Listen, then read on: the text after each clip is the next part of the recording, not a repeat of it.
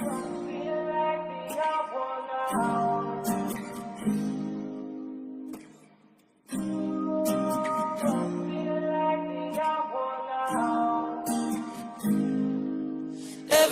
I go, I feel like the odd one out.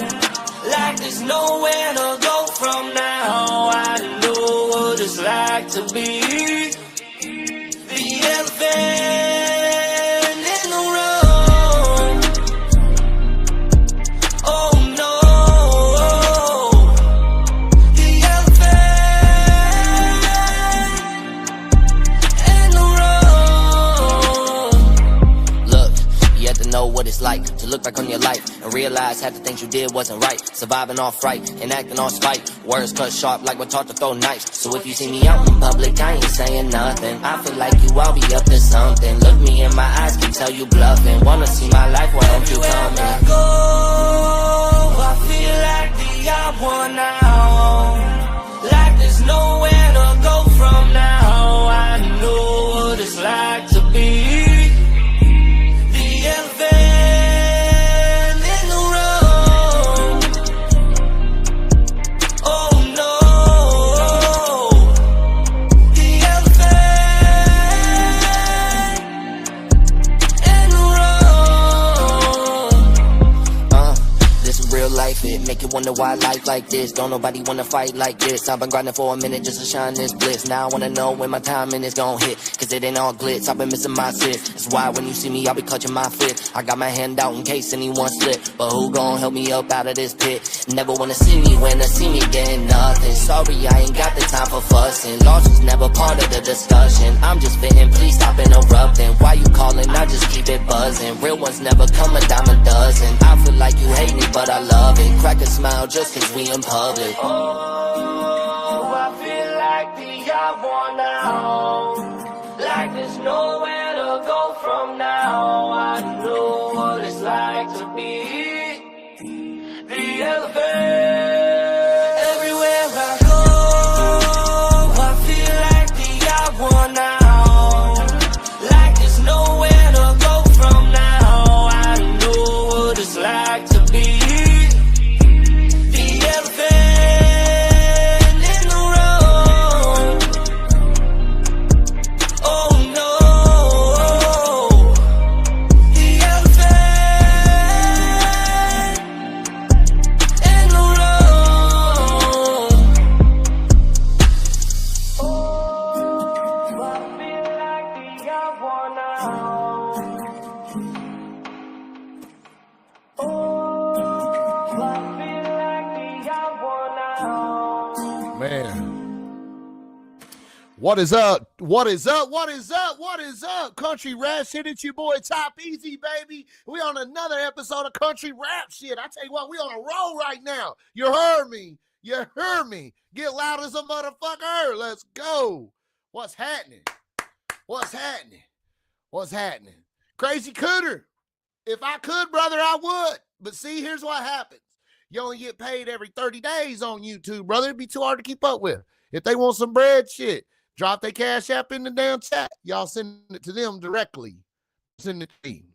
But what is up, guys? How's everybody doing today, man? We do. I do appreciate each and everybody that supports the channel. I really do. I'm not saying don't. I'm just saying I can't do that. It's impossible to do that and keep up with and make it right without somebody getting upset. So we, you know what I'm saying? Man, I tell you what, guys, tonight we got a good one tonight, guys. We got a good one. I know y'all know my dog. You know what I'm saying? So before we get started with that, man, what do you guys think about The Elephant in the Room? That's one of my favorite songs. I'll tell you why it's one of my favorite songs. Because it's relatable, right? It's relatable. It's something we can all relate to. Because sometimes we feel like, you know what I mean? We the odd one in the room. I felt that way many a times in my life, dude. You know? And shout out to Rog Wax for putting that shit on wax, huh? Shout out Rog Wax for putting that shit on wax. Yeah, bars. Bars. Bars. Let's see, hold on. Everywhere I go.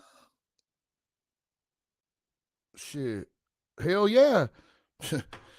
I'm glad I picked the phone up. Check that out. But anyways, guys, let me introduce my guest for tonight. My co-host tonight. Yeah, that's right. My co-host tonight. And he said, Chop, I think we should go live all the time. I said, you know what? Let's do it, Marcotic. So my co-host tonight, Mr. Marcotic, Mr. Mobile Home Bash himself. Get it done, son. Trailer Park, the Sultan of Trailer Parks. What's up, guys? Yeah. Shout out to Carl Keaton in the chat, Integrated Music Solutions. He said, remember, hit the like button and share this thing. And now, our special guest of honor tonight. I know a lot of you guys know who he is. You've seen him before. You've been out places. You've been to the rave. You've been to the shows. But you don't know him like I know him, man. This is my dog, my brother, my guy. Shout out Mr. Rog Wax. Yo, what's up, everybody? What's up, Chop? Appreciate you. Yeah, no problem, brother. Yo. No problem. How we doing tonight, guys? What's up? Side note, you got to go to Chop's channel on your phone and watch the live stream if you want to talk to chat, because if you comment from Streamlab, it's just going to put it on your channel's live stream. So any of the people that's coming from Chops for the country rap stuff, you want to say anything to them, I just have to do the same thing and open up the other one. Oh, they ours, can't see ours are going to our channel. Not unless I show it, Marcotic. Yeah. When you're doing what we're doing, they can't. Yeah. Yeah, I didn't know that either until I just did it, and I was like, oh. I don't usually comment a whole lot, though. Say hi. Hi. What up, little Raj? What's up, dude? How you doing, buddy? They're about to interview We're Daddy. about to. Good. We're gonna ask your dad a bunch of questions about you. My daddy. He said he is. Yeah, we about to ask you. I got you, T-Down. I ain't telling nobody where you at, T-Down. What up, Miss Jazz? What up, Chat? What up, Robin Griffith? What up, Crawfish? What up, T-Bone? What up, Carl? What up, Mud Daddy 420? Slinko. Shout out to the Blue Crew. That's the moderators in the chat. They will kick your bitch ass out if you get out of line. Shout out T-Daddy, Daddy, Slinko fam, Jasmine, and all them for always showing support and love to me. Anytime I'm in the chat, bro, I get mad. What a big country. Hey, man. Hey, good people all the way around, bro. What up, McGavin? What up, Ty to Dad Key 420? What up, Stone Panda? What up, Stone Dad? I hope you made it safe out that tornado yesterday, brother. What up, Rustics? Rustics, I seen your fucking I seen Mr. Ohio's fucking list, and I wasn't on it, so I didn't share it. That's how it happens. You don't put me on the list, I don't share, buddy. You know what I've noticed, Chop?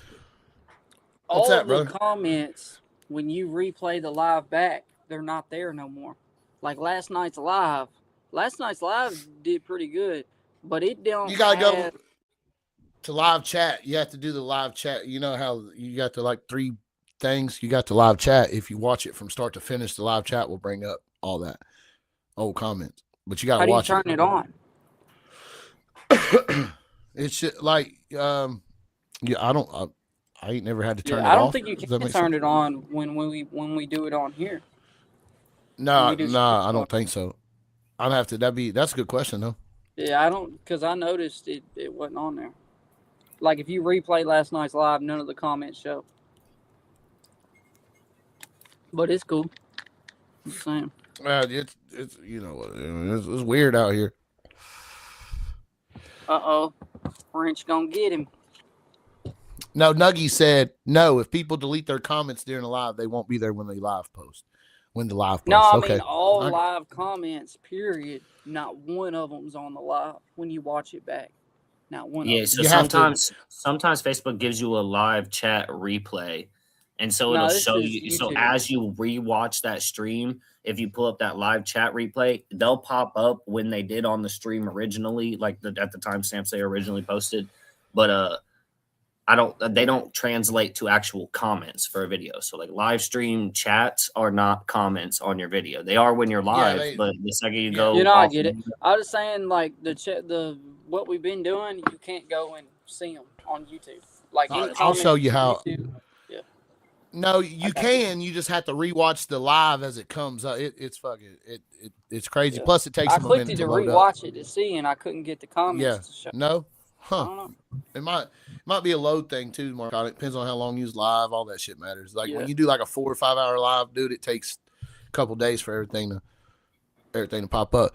But all right, Raj, what's up, dog? How you been? What you been into, man? Chilling, dog. Working super hard, getting a lot of visuals done. Working on promoting my show on the 27th with Struggle with the Blue Note Harrison. Getting the last few tickets wrapped up and sold for that. Super, super excited. That's really what I've been primarily pushing is just get some tickets sold and getting these flyers out to everybody. Excited. There's a lot of people I know that are gonna come out and come rock with us. And you know, you was there for some of the first shows I did when I got back into music a couple years ago. So you see where this I was when you were dropping shit on SoundCloud, bro, I was supporting you heavy back then, and we've been friends since. I mean, I've only had the one time we had a little hiccup over a show here in town, you know, and that was crazy. Like that once everything washed away there, it fucking, you know what I mean? Like it fucking, we seen what happened there, right? So that shit always plans out. That shit always plays out. That's something I learned in this business is, you know, if somebody's I don't want to use that word, but if somebody's not a good person in the game, over time, that shit will show. You know what I'm saying? And you'll see it. Everybody sees it. Everybody knows what's going on. Like, so I will say that, man. And watching your grind over these I've been doing this shit for 6 years, and I remember when you started, when you came, I don't know if you got out of jail. I don't know what the fucking deal was. You just popped up on my shit one day, and I was like, who's this dude? And I started checking your music out, and I was like, man, I'm gonna support Kid Trips back then. That's what you called yourself. And been a fan since, bro. And you've done some shows, some E3 shows. We've done some shows together as a team. We've done shit. We've watched each other grow, bro. That's what we've done. And you know all kinds of stuff. And I'll tell you, you didn't have it easy. You know what I'm saying? So watching you now, like, get your flowers and people catching on to what you're doing, you're singing, you're rapping, you're engineering, like, it seems like Rog Wax is kind of coming into his own now. Like, you got your own little wave now, like, you know what I'm saying? And that's good shit, bro. That's good shit. And I'm proud of you for that. Like, don't ever sell yourself short. You know what I mean? No, yeah, I appreciate you. Yeah, man, I agree. Nah, it wasn't that I had got out of jail whenever I popped up on your stuff shop. It was I made music from like 2016 to 2019, and it was dog shit, obviously. And most of those videos are privated now. Like you can't, or most of those songs are privated now. So I mean, it's all buried stuff. But it just wasn't good music. And but it was because I was recording it myself. I didn't know what I was doing. You know what I'm saying? But I was still trying to make it. And then I had my first kid. I took me a 5-year hiatus, and then I got to a certain point, had some shit, you know, went through some shit in life, and made me realize I probably should have kept making the music and sticking serious about it, because I was very serious about it. It just didn't sound like it, you know what I'm saying? And so I got back into it, man, and that's been my primary goal since the day that I started dropping music again, like 2-3 years ago, was just what can I do to build my you know, personal life outside of the music and the career where I can be in a good headspace to create music that actually has a story to tell or some kind of motive behind it. What can I do to make my sound quality at least on par or close to on par with the stuff that I hear on the radio? And just a lot of things, you know what I'm saying? I was shit posting on Facebook. I was a person who was posting 30 things a day, just sharing random shit and making up funny posts. And God, no, you know what I'm saying? Like, don't cancel me for my 22,000 posts on Facebook, boy, because my number's thick on there. You know what I'm saying? Like, but you have to figure it out somehow, right? And so I balanced it, man. I reached out to my crowd because I had a good following from that, and I was just like, look, guys, I want to get back into music. A lot of people knew that I made music back then because a lot of them stuck around on Facebook. And I was just like, if I stopped shit posting and took music serious, would you guys still rock with me? You know what I'm saying? And I had overwhelming support on that. And that was a couple years ago. And so ever since then, I stopped. You know what I mean? You can scroll back 2 years on my Facebook. You ain't going to see anything crazy. You know what I'm saying? I keep my personal life off of there. I push strictly music, visuals, pictures, stuff that I feel like obtains to the career. And that was like one of the best choices I made, bro, because I feel like it made people take me a lot more serious. Now, chat, if you guys don't know, for anyone new to country rap shit or new to what we're doing today, let me explain it to you. My name's Chop Easy. This is country rap shit. And what we're doing is we're interviewing artists, right? We want to talk to the artists. We want to learn about them. We want to have these type of conversations. Learn about where Rog gets his inspiration to write his music. What is behind the Rog Wax? What is Rog Wax? What can, you know what I'm saying?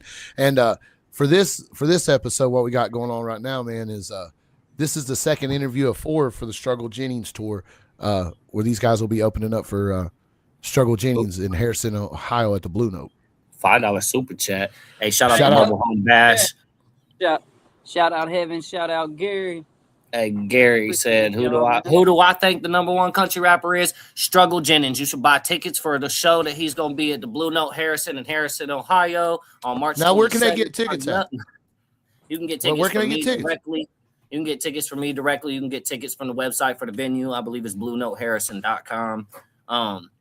Anybody that's looking to get it, if you're in the Cincinnati area, reach out to some of the openers. I believe they're all kind of network in that area. We got Nico, Chetamosity, and Cotton 513 on there. Super excited to work with all these people. I know that this is part of Struggle's last name tour. So he's rolling deep, pulling up good at this one. And, know, I think it's a great opportunity. It's also not often that you get people a lot of people charge a lot for tickets, man. A $30 ticket isn't that crazy, especially for a good venue, a good, nice venue like the Blue Note.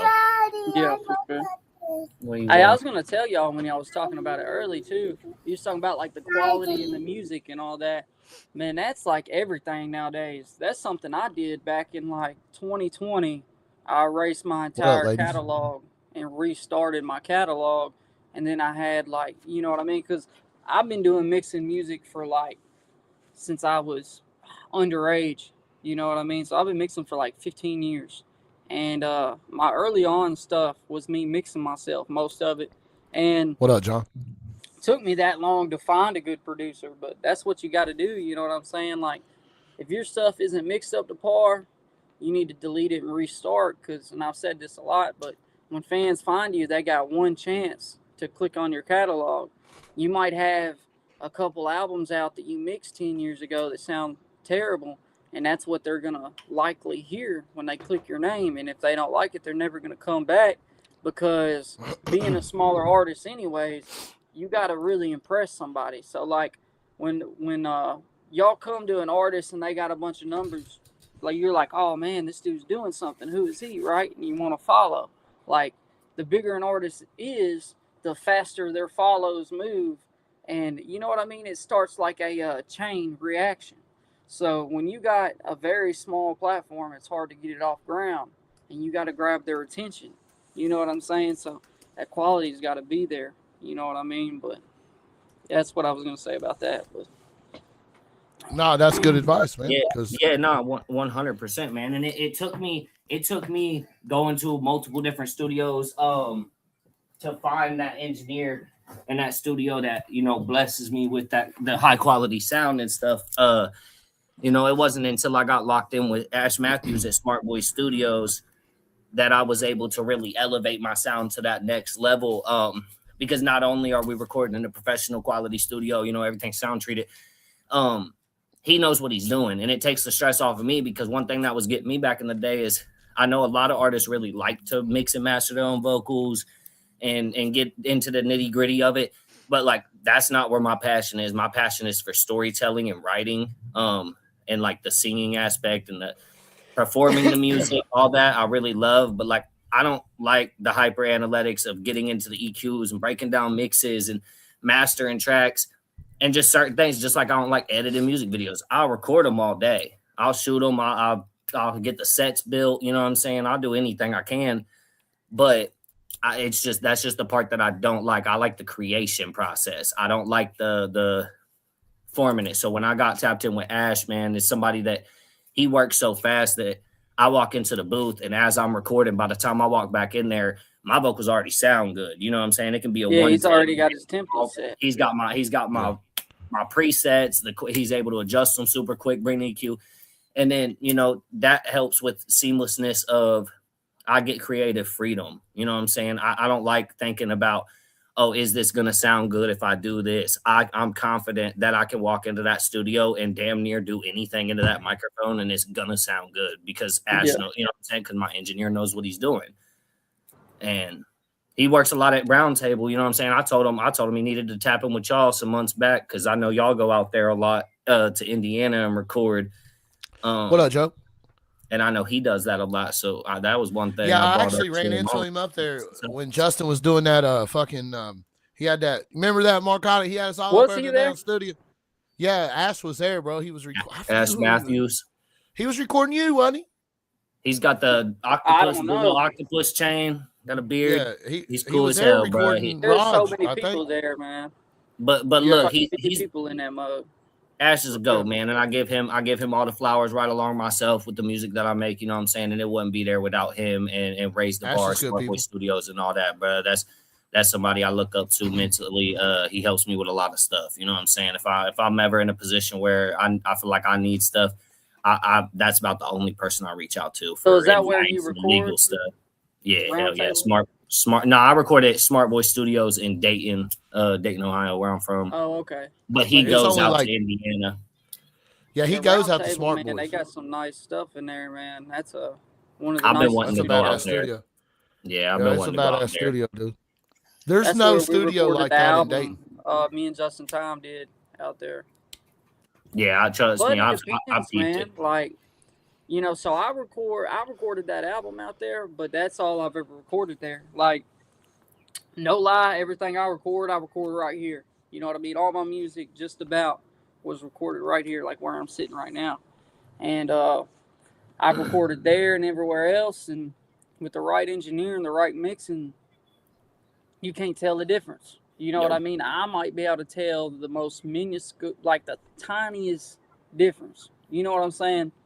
But Narcotic definitely knows the difference. They're not gonna, you know, like the average person isn't gonna be able to tell the difference. Like, you know, but it's because as long as you got like a good preamp and you know what you're doing and recording at the right level, it don't make that big of a difference nowadays. Technology's so advanced. That microphone's the smallest difference. And that's for me recorded on a $250 Rode mic to a $10,000 mic line over at Round Table. Not much of a difference. So, you know what I'm saying? It's all about that engineer, man.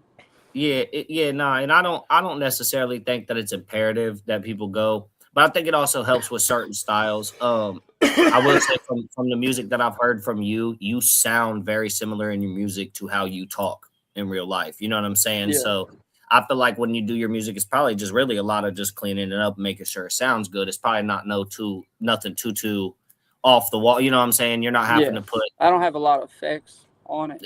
It don't sound like it. You know what I'm saying? It sounds really good and clear. Yeah, it sounds like you're talking through the microphone, which is how it should sound with the style that you do.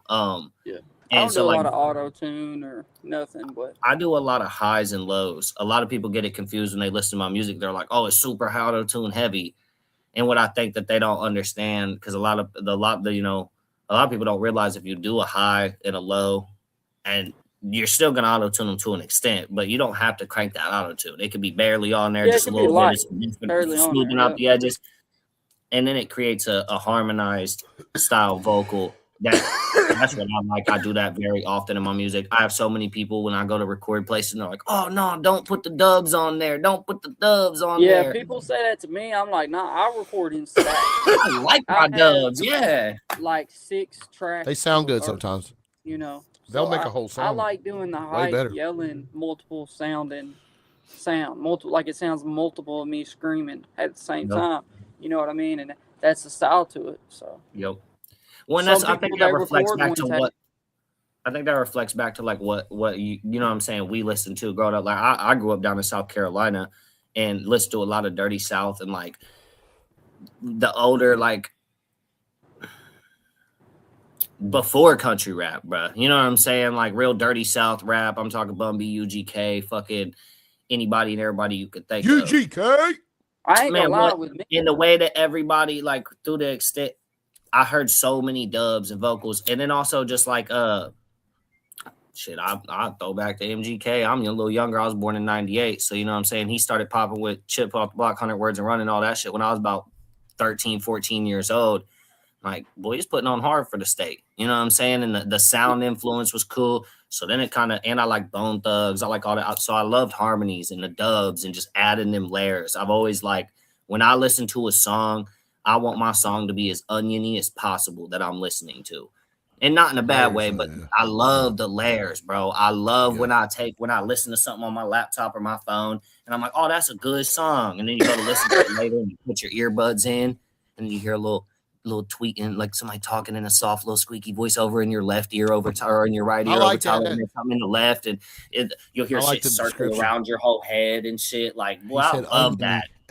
He said love that. That's you only get that out of the headphones, really. But yeah. See, I grew up or good surround sound, Dolby.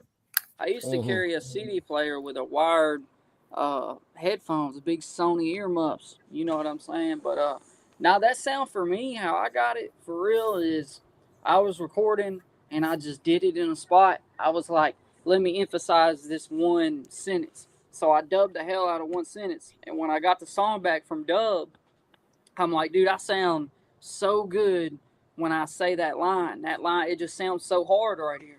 So I'm like, damn, what if I do this the whole time? So I started recording like that. And then you could definitely hear the increase. Like if you go to my older music to now, you can see that whole thing transpire. Now look, you know. Now I'm gonna stop you right there, Marcotic. When you just said a minute ago, delete your old stuff. See, that's why I don't. Exactly what you said. I like to show the growth. I like to show people. I mean, yeah, but you only want to show so saying? Much growth. I mean, I deleted everything in 2020 and restarted. I think there's like 1 or 2 songs I left up.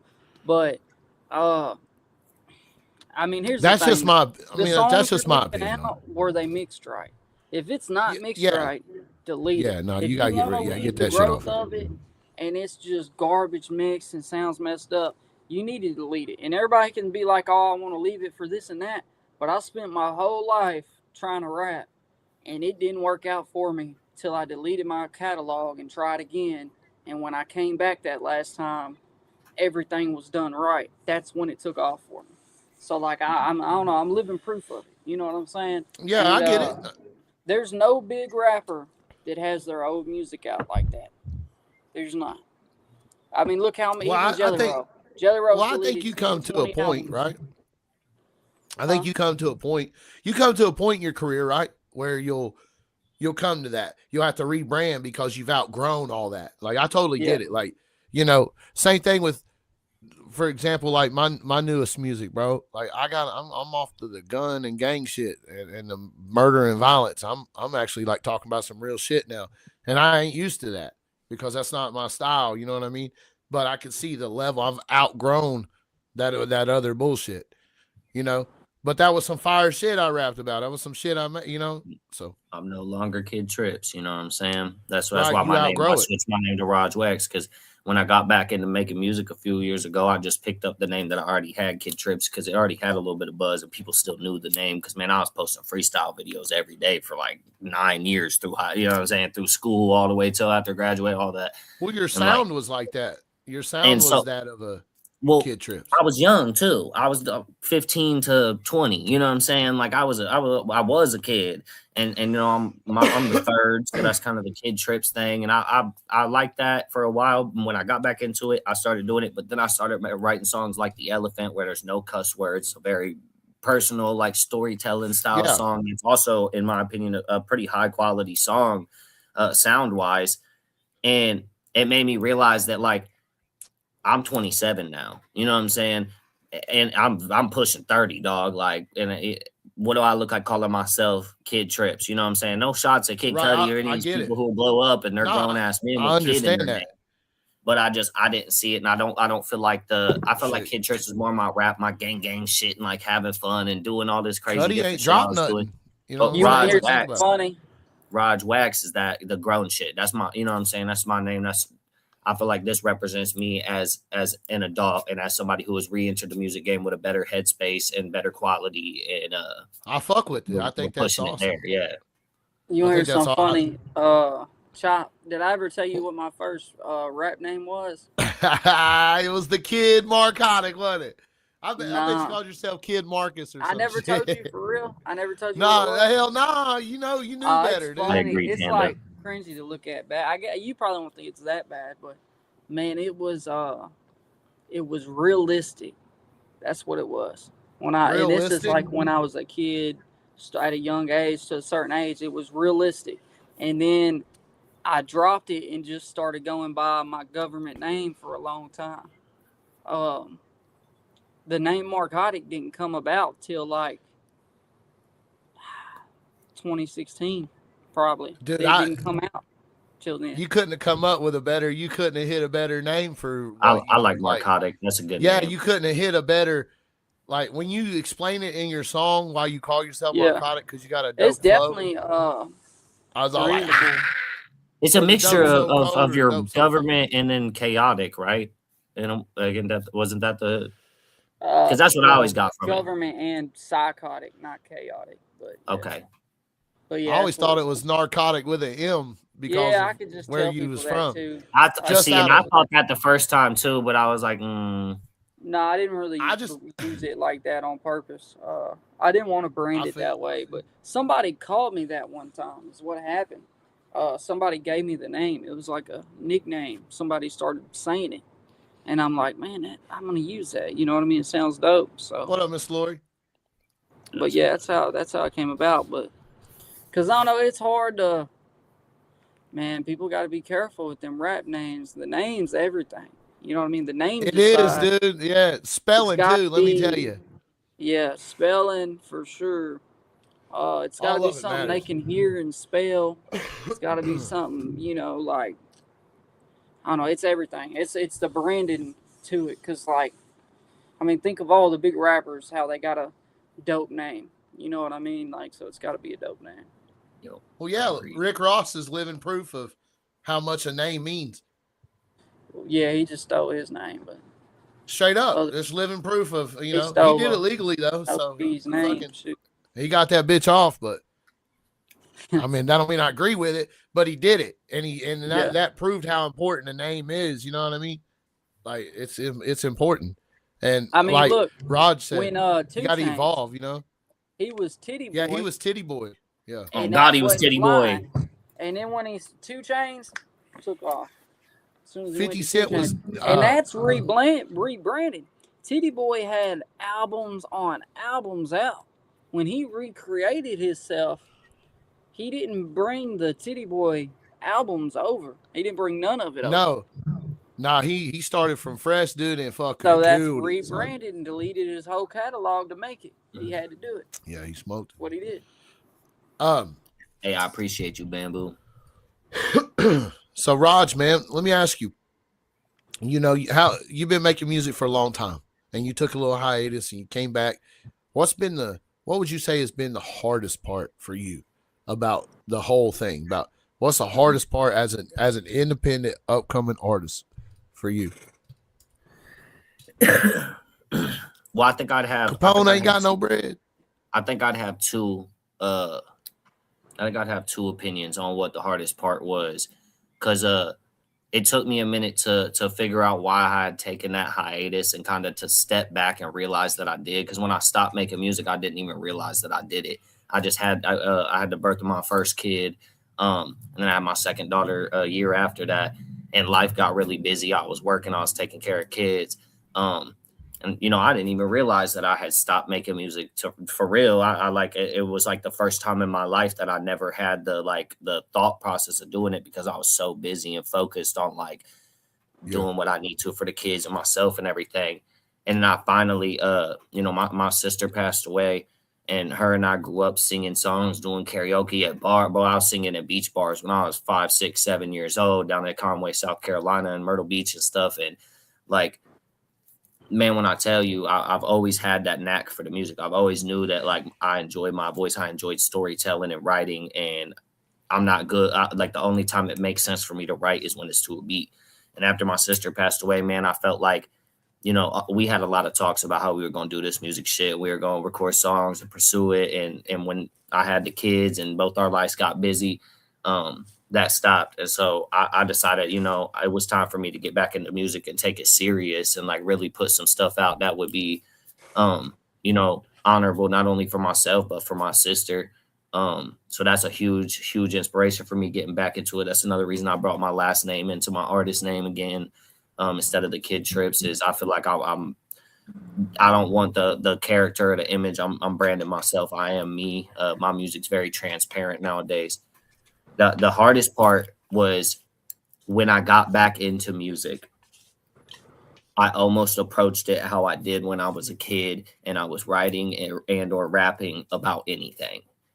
And yeah, the hardest part for me was to take it serious and pull down that little bit of a wall, you know what I'm saying, and be able to wear my shit on my sleeves and put stories and stuff into my songs that otherwise wouldn't have, you know what I'm saying? And the thought of, you know, I had to sit down with myself and realize that I don't want my kids to grow up and whenever I'm gone, they're gonna look back and when am I gonna have a whole bunch of songs about bullshit and drugs and guns and dumb shit and partying and blah blah blah. Or am I gonna have songs that have genuine messages that could bring them through certain times in their life, or you know, they might even be able to find a message to pass on to someone that they know, you know what I mean, and help. And that's really what that was really what one of the hardest things for me to get to was coming to that conclusion of like I was sitting by myself and was like, this isn't the image that I want to portray in 20 years. You know what I'm saying? And I picture myself still making music in 20, 30 years. So something had to change. So I had to get to it. And I was on drugs when I was releasing music under Kid Trips originally before the hiatus and having my kids. Like, well, I was a drug addict. You know what I'm saying? So, I'd have never thought that with the name Kid Trips. I just never, Yeah, man, right. you know what I'm saying? Like, and it just never, like, that's not me no more. You know what I'm saying? I've been sober since 2018, pushing a better image. Totally so that was the hardest part, bro, was getting to that point where I was finally like, okay, I need to change the brand. I need to switch the name. I need it to be something more authentic, something genuine. I feel like, and everybody loves the name, man. I feel like Kid Trips was too much, bro. It was 2 D's and 2 P's. Every time I'm gonna say KIDDTRIPPS, like, yeah, let me tell you how to spell that 3 times before you remember it. Like, I'm cool. Rog Wax is simple. ROGWAX. Y'all don't get that, man. Hey, right. I had the same issue with Chop Easy, dude. People misspell it all the time, and I'm all like, I didn't think of that when I came up with the name, man. Man, I spelled it my damn way, Mark. I didn't spell it wrong. It's because you say chop easy instead of chop peasy. You have to put that P before it. If you say chop peasy, then everybody knows how to spell it. And then that's where it always got me. Because anytime that I think to spell your name, that's how I pronounce it in my head so I can spell it because I'm a little dyslexic. You know what I'm saying? I got a keynote thing. But yeah, that's... Yeah, because when people type it in, Chop, it's got to be spelled right to even come up. Yeah, I already know, Mark. It was a lesson I learned. But I don't want to change it because Chop Easy's fucking...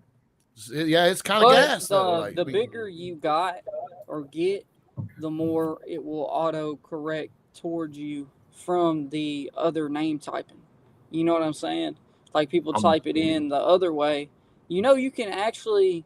in your YouTube videos, the way that people would spell it, you can put that as a tag. That way it comes up. You know what I'm saying? Yeah. I used to go tag narcotic in my videos because it would autocorrect narcotic to narcotic. So I would tag narcotic in the video description tags that y'all can't see, but I can. That way if it got autocorrected, it could pop up. You know what I mean? But I used to do that for real. That's yes, something sir. you can do. DK from the Gym City.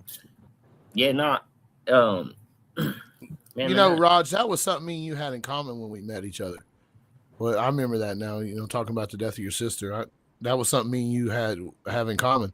I lost my sister when I was a young man too, so that shit sucks, dude. That's a hard pain to deal with. Yeah, it sucks losing a sibling, dog. That's somebody you don't expect to, you know what I'm saying? That's somebody you expect to at least make it to the end of the fucking lifespan with you. Like, so yeah, it is what it is, you know what I'm saying? Like life has taught me. I've lost a lot of people in my life leading up to this. My sister was one of the ones that hurt a lot because that's somebody that I was close with a lot of my life, you know what I'm saying? I really my sister Brooke and on my dad's side and my brother JB on my mom's side. I got like 9 other siblings, but them 2 was the ones that I was around the most, you know what I'm saying, through my childhood and growing up and like singing music. And they're the ones who introduced me to a lot of my music tastes. So I just, you know, got to pay homage to an extent, man. I never dreamed of doing music, dude, until just one day, like straight up. Like, I don't even know. I just started freestyling, bro. I've always loved it, right? Music's always put me in a good place. I always enjoyed condolences for your brother, man. I know you also lost a sibling, man. I see you in there. Shout out Capone in the chat. Yeah. Capone ain't got no bread. Who's he fighting with today?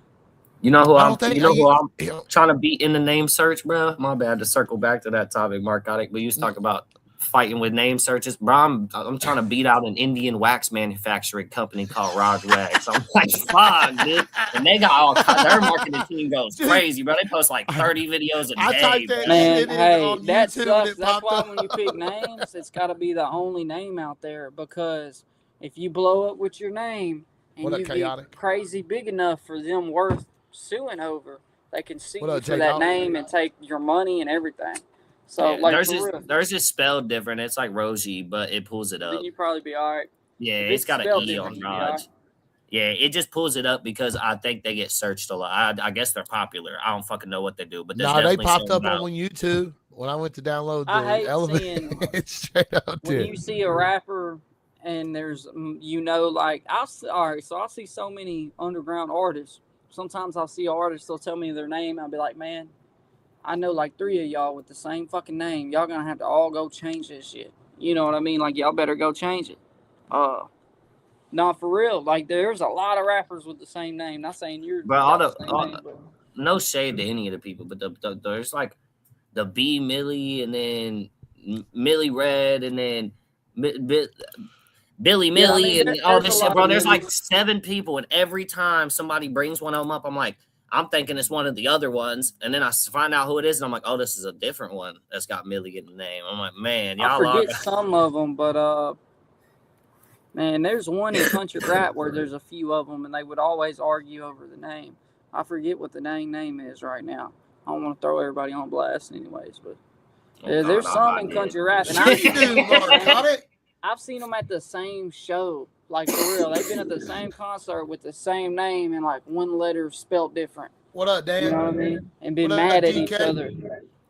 I see it in the rap scene too. Here in Dayton, there's a really large rap scene outside of like the country rap shit. And like, man, I've seen it for years and years of people having similar names or almost the same names. Everything's got a 2-time on the end of it. Yeah, everything's got 2-time or. Wonder where that came from. Just in general, bro. There's so many people who will do the same. Big Bobby Johnson, A178. Yeah, you know what I'm saying. I already know, man. Big Bobby Johnson. Yeah, the Chop knows because he's from Dayton. He knows what I'm talking about. I love our music scene though. I really do. I really do. Even though there's a lot of people arguing and shit all the time. Like, Day's just one of them cities, bro. Like, you ain't getting no unless you better pay your homage, bro. Yeah, absolutely. You gotta earn it, bro. Yeah. You gotta earn it out here. It's one of those things where the city won't respect you off rip. You have to put in the work and show that you're your network with people, and you damn near have to get certain cosigns for people to really start like, oh, okay, I see he's working with these people. There's groups out here too, and that's kind of how that works. Is it all gets broke down to like these people make music with these people, and you got to be the person that's not directly involved, but always around. Dude, you know what I'm saying? It don't even matter no more who you work with. That's what we was talking about. I think last night or the night before. You got artists that came in like 501 and Jam Wayne who defied 10 years of a genre, what you've had to do to make it in the genre. They came through and defied that, and they did it on their own. You know what I mean? Yeah, they broke the fucking. Dude, they broke the matrix. You ain't got to go to no certain concert, work with no certain artists. If you take off like crazy on social media and you get the music numbers, that's what it's about. Numbers don't lie, and that's what it all comes down to. Same thing as we were on live the other night where we had 2 artists talking about. Remember, we had fucking Marshall on here talking about, I get $1,000 a show. Man, people aren't getting paid for shows unless they can sell tickets, unless they got the numbers to back it up and sell tickets. Now, I have Mars Hydro with a lot of numbers not sell tickets, but I'm just saying, like, you know what I mean? You gotta. I've seen some people with big names totally not sell tickets to their own show, to their own tours. Like, I've seen them get booked. I actually went halfers on I ain't gonna use no names currently. I'll name drop it on my own, on my own time. But I went halfers on a show, right, with depends on the two running artists. of the show too, And a lot. you know, I really thought they would do good because their numbers reflect it on the internet, right? Buns, it was pure butt. Views don't translate to asses and seats. And while we're talking about tickets, make sure y'all get a hold of me or any of the opening acts for the show on March 27th at the Blue Note Harrison. We're gonna be performing with Struggle Jennings, man, and turning up. If there's one thing about me, I'm gonna bust my ass to put some tickets out there and get some people into the building. You know what I'm saying? And that takes a while. And I've seen that myself too. You know, I've had times where I get brought on as an opener, and you're expecting the show to be, you know what I'm saying, deep or be something, and you bag it up, get the tickets gone, you show up, your people show up. It's like that's about it. Or the best part is the rap shows are the type where the headliner will come at the very end, and then the crowd ain't there until they get there, and stuff like that. So it translates to if you're an opening act, man. I think the most important thing is networking with the people you see at the shows that you're performing at. Make sure you're getting that support from them and reaching out and selling tickets. Because at the end of the day, if you want good shows, like Marcotic said, you got to be selling tickets. Got to be selling them. Well, you gotta. I mean, dude, you gotta have a fan base, bro. Yeah, you gotta have the fan base. How you plan on making it? You gotta have it. A lot of artists stop doing shows too. They're like, man, I'm not doing no show unless I get paid, but they can't sell tickets yet, so they shouldn't be acting and thinking like that yet. You know what I'm saying? Like, I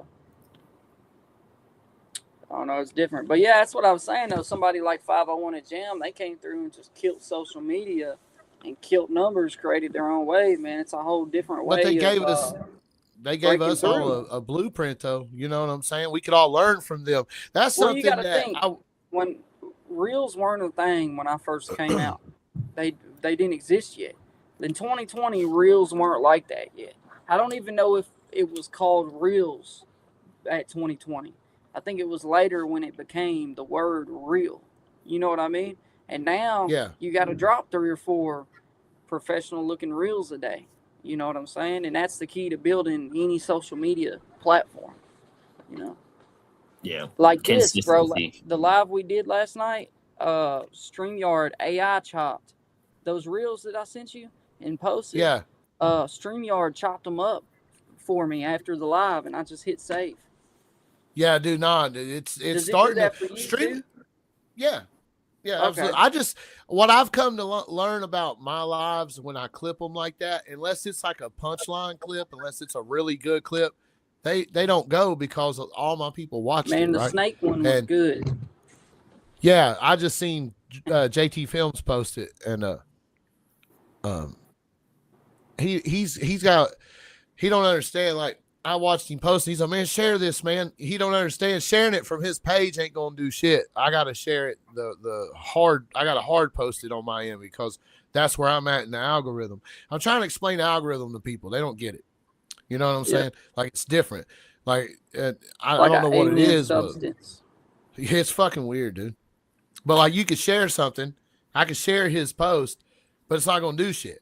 But now if I take the same video he uploaded and shared it and just tag him in the comment section that he did it will go further. It does better. It's weird how that does. I think that's the whole key aspect of the algorithm. It's important to every single platform is different. Like for me at the moment, the only algorithm that I'll say I have on block, granted my YouTube did really good with the 2 music videos I dropped, but I really just think that was off the muscle just because people were fucking with me, you know what I'm saying, and it caught. But with Facebook, like it's the consistency and quality. It's the how I comment. I'm not commenting in any random reels on Facebook saying anything crazy. I'm not cussing on Facebook, and I'm not fucking posting anything out of the wall. I'm not posting anything that's not my own music that I can accept or dispute the rights on and get the copyright for. Just because any time that you do any of the stuff outside of that, it taints your algorithm, man. Posting links in your description. When you post a video and you put that link up there, you might do hella views and get hella likes, but I promise that video would have did twice that, 3 times the amount if you didn't put that link on the damn on the post itself. You know what I'm saying? Yeah, you gotta. Yeah, there's. Yeah, you gotta put it in the comments. You gotta drop it in the comments. And you can only do it on like one post a week. Don't go putting a bunch of links on there. That'll tank you down. If you're sharing people's posts, it's not going to push it the same way as yours does. Like Chop said, you're almost better to post it yourself and tag that person and run it like that. But it's important, man. That's what I'm trying to learn. Like my Instagram fucking hates me. TikTok's all right. It does its thing. You know, it's TikTok. You can pop every Instagram is strictly image. Take a picture, make a fucking weird ass caption like 2 + 2 is 6, and it fucking blow up.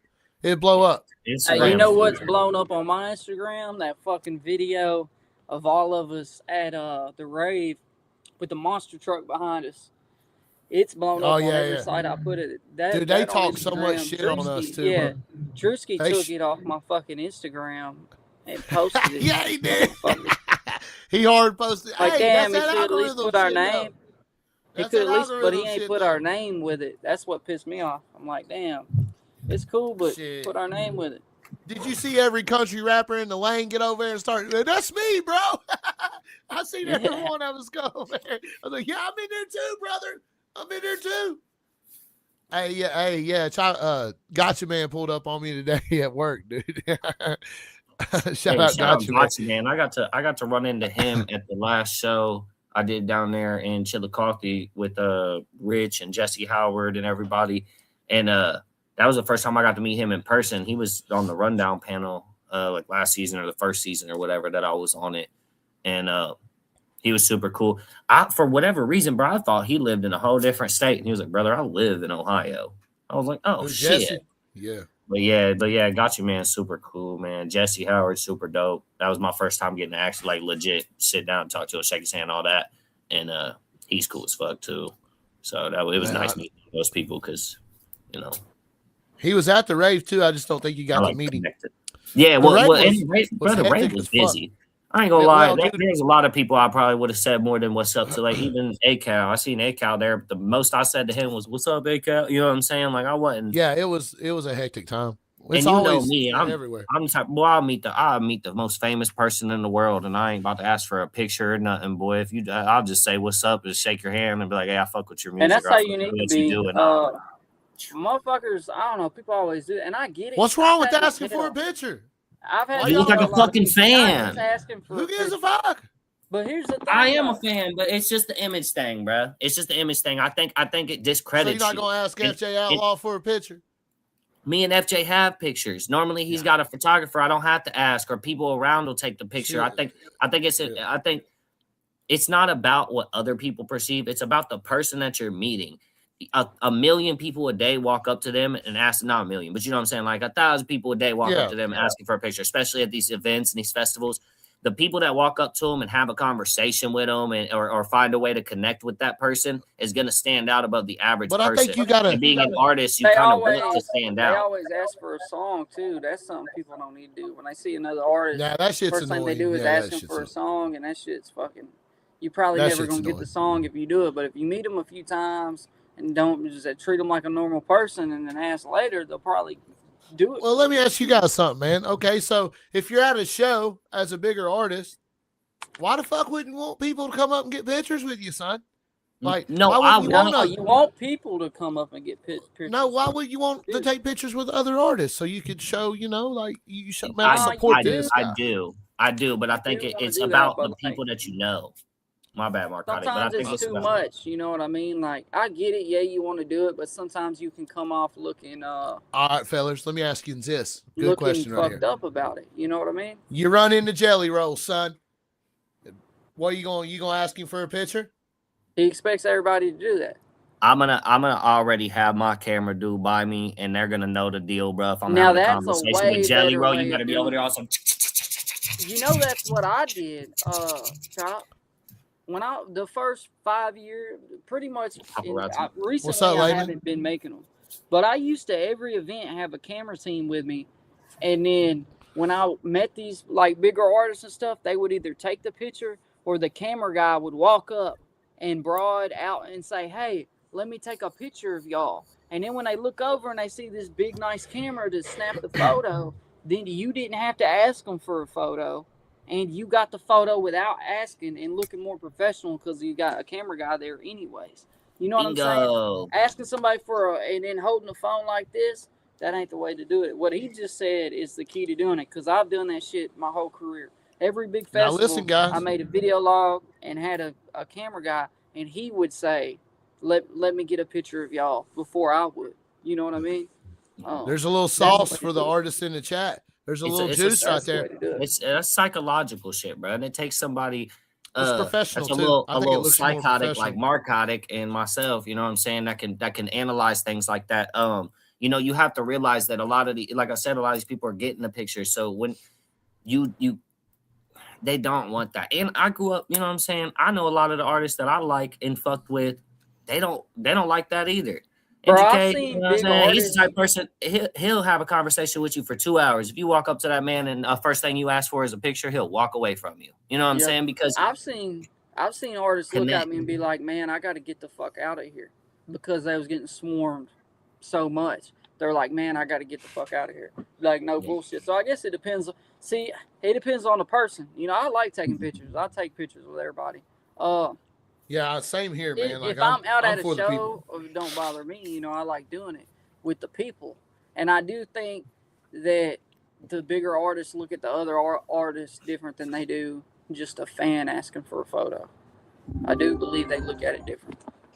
Sometimes I find it offensive if you, especially if we've done like an interview on here and shit, and I see you in person, and you like don't like want to do the picture. It's all like, why are you fucking weirdo, bro? Like, yeah. Well, I think if you know someone, it's different. What up, Beebs? Like if me and Marcotic had 4 or 5 more lives that we was on, and then I run into him at the rave, I'll probably approach Marcotic and be like, "What's up, dog? How you been? Let's take a picture real quick or something." That would be a different excuse, because we might not have met in person, but we've had enough time online to where, you know what I'm saying, this is close enough to having a conversation. So I think that being exposed to people, like you said, what about the artists you do shows with? Yeah, I think it's acceptable to an extent, but I think if you're an opening for like a headliner, and they come out and perform, and the very first thing that they get introduction for you is you asking for a picture, I don't know. I feel like I think it's very bad and unprofessional. Like I can understand what you guys are saying, but people be build on that phone connection too much. Like when you walk in a room with a bunch of other artists, you don't want to be on live or recording them. That people don't like being recorded. People don't like being recorded. I've had to tell a lot of people to put their phone up. You know, it's not the supporters. My bad, Marcotic. Somebody said if it wasn't for the people swarming you, though, nobody would be shit. And I 100% agree with that. The supporters are what make us as artists and help us set the image and the tone for a lot of our shows and events. But what we're speaking on is directly artist to artist interactions should be less like a support kind of thing. You can tell them you support them. You can tell them you rock with their music. You can like lightweight, but people have egos with artists, and you know, when you're a normal supporter and you're coming out and rocking up and showing up all the time, those people are going to love for you to come up and ask for a picture and do your thing because you're supporting them. But as a performer, they won't look at it as like that. I feel like it's more important to build that connection. If you build the connection with the person, then that opens way more doors than it does for you to post a picture of you with that artist on your social media at times. I agree with that. So it's never about the supporters and the people that come out to take pictures. Anybody who lines up at the merch tables and waits to see their artist, that's a tremendous thing, and it's one of the most important things. I think we're speaking more on like just artist to artist interactions. I see it all the time, where shit, I have it happen where I'm hanging out with some of my homies that are artists, and they'll be like, can we get a picture with you? And I'm like, fuck, nah, I got to so then they don't drug me into it like I asked for you know what I'm saying? And it's cool. It is what it is. But that's just, I personally just don't like it. I feel like I would rather have a conversation. I think a lot of times we fail to realize that artists are real people too. At the end of the day, when they leave that show or they leave that tour and they go home and they're laying in bed and hanging out, those are normal people who have normal thoughts. Hey, I'll tell you some families, and you gotta don't start with me, Sleeko. I'll tell you some crazy shit that happened to me, man. When I was on that tour with Blind Fury, I was in Indiana, man. Look, so the whole tour, you know, a lot of drama got stirred up during this, like Adam and Upchurch beef and all that. So there was this girl on Facebook that kept commenting, just talking mad shit on everything I post. I usually don't block shit. If I block you off my page, you kept doing some shit that bugged me, because I usually let the haters stay on my page and I let them say whatever they want, because people argue for me in the comments. So I'm like, let them fight together. You know what I'm saying? But appreciate you, Dreadbone. anyways, you know. Sorry, So Marcotti. what I was saying though is like, anyway, so look, she was just talking all that mad shit, right? Just blowing my page up, talking shit, right? And then she showed up to one of my concerts, and I walked in, and she waited for like 2 hours by the front area of this concert for me to get out and walk up. And when she got out and I walked up, she immediately ran up to me and asked to take a picture with me. And I took the photo, not realizing who it was. And she was saying she was gonna come to the show and diss me and do all this crazy, just saying all types of crazy, psycho shit, like random shit in the comments. And I realized who it was, and Ron and Gary was security at the show with it. So I'm like, man, y'all gonna have to get this girl out of here. Like, she's got to go. Once I realized who it was, just because the long crazy list of shit she did. But they're like, yeah, she waited 2 hours up front, said she was waiting to see you, said she knew you and she was trying to get a picture. I'm like, man, I don't know her. She's been talking shit, and made a big scene, and they made her leave or whatever. But you know, that's some crazy shit, man. Because like, you hate in the comments, and then to do that, what she was trying to do was like, I don't know I really don't know what she was trying to do to this day. I think she was trying to get like some type of embarrassing video footage somehow or something on me from the show to troll me online with. You know what I'm saying? But yeah, she waited 2 hours to come get that damn photo, but in a bad way. Not as a fan, like as a, I don't know what she was gonna do with it, but yeah, that shit was crazy.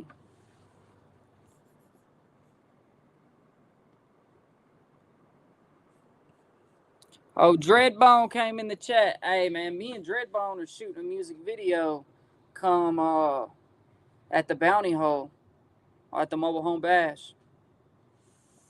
What are you doing? What are you doing April 30th through May 2nd, man? You got a lot of shows booked up.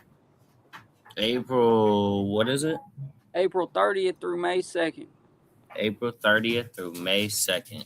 Hey, Daddy. What's up? I don't know if I have anything planned for that right now. I got the struggle show planned for the 27th of this month, and then I have the rave.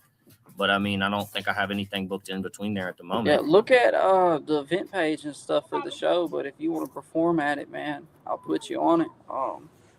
But yeah, we got the April 30th through May 2nd. It's the Mobile Home Bash. We got Lil White, Who the Fuck Is Just in Time, Colt Graves, Blind Fury, Chad Arms, Tin Man, Max Streets. There's a bunch of big artists on it. And then Friday, we have a bunch of opening acts for Friday too. And Dreadbone, he's coming. We got a Bounty Hole and Flex competition. And we're doing it for like Jeep side-by-sides and ATVs. We got a skate ramp half pipe beside the stage. We got professional skateboarders coming, got food trucks. We're doing a night ride. Like, we allow anything in the trails too. So like, a lot of these shows don't allow Jeeps and trucks in the trails. We do. You know what I mean? As long as you can fit it. But what city and state? It is Grootley Lager, Tennessee. It's near Whitwell, Tennessee. Near Whitwell, Tennessee. Yeah, I'll definitely reach out to you. I'll look at the event page after this. After we get off of here. Yeah, after this, check it out. Yeah, for y'all watching too, the tickets are pre-sold right now. If you're trying to get them discounted, you can save like $30 a person by getting them now. If you try to here soon, the pre-sale is going to go off and they're going to go back up. But they're already discounted. You don't have to type in a code online. Oh yeah. But, yeah, it should. I may come out. It's all a matter of as long as I can travel down there. But I'm down for it. I love Tennessee anyways. That's a beautiful state, man. I've spent nothing but good times down there. Yeah, we got Chop, Triple T. There's some other media out there too, but we got a lot of stuff. Got a laser show. We put a lot into it, man. But Yeah, shit, I'll come out. I've definitely heard of your the mobile home bash and stuff. That's what this is, right? The mobile home bash. Yeah. Yep. So I mean, I've seen it. I've seen the flyers floating around. I think I've seen your some of your promotion for the one last year, or the previous one. Yeah, one of the previous ones. Yeah, so I'm definitely interested, man. I'll look into it. I'll reach out to you. I believe I got you on Facebook. But yeah, no, I definitely looking to book more shows, looking to get out there more. I think I bring a good bag to the country rap scene. That's one of the things that I try to do. I don't want my music to sound like everybody else's. I get a lot of people that are like, some of your songs sound like pop songs. I'm like, well, there's some pop influence to them. You know, there's some rock influence in there, and there's some. And I think that's important to have whenever you're doing this stuff. You know, somebody said dirt bike. There's a dirt bike raffle. Yeah, my bad, I ain't gonna cut you off. Somebody. Oh, you're good. A dirt bike raffle's turn. Yeah, we're it's $50 a raffle ticket, and somebody's gonna win a dirt bike too. We're raffling a dirt bike off at the event. That's a good one. See, and that's a good selling point. I think that's also really smart whenever you're doing events and stuff. Things like that will incentivize people to come out to enter certain raffles or certain things. You know, that sounds like a great time, bro. It really does. I'm fucking definitely down to come check it out. It's a great place. It's at a place called Jaceland, and they do what's called Soundhaven, which is like one of the biggest bass raves of the year and like in the world. And man, it's a nice place. So everybody wants to go ride there and usually don't have access to it. Like we had to dig the bounty hole. You know what I'm saying? So I had to literally make the bounty hole. Oh yeah, we had to dig it and make it. Well, look, man, I'd love the opportunity to come out and rock out with y'all. I'll definitely bring the energy. I'll make sure I pull up with a team too. And so what, y'all got campsites? Y'all got campsites there, I'm assuming, or is it like, are we staying off grounds? No, it's people are camping there. So, yeah, there's an area for camping. A lot of people are camping.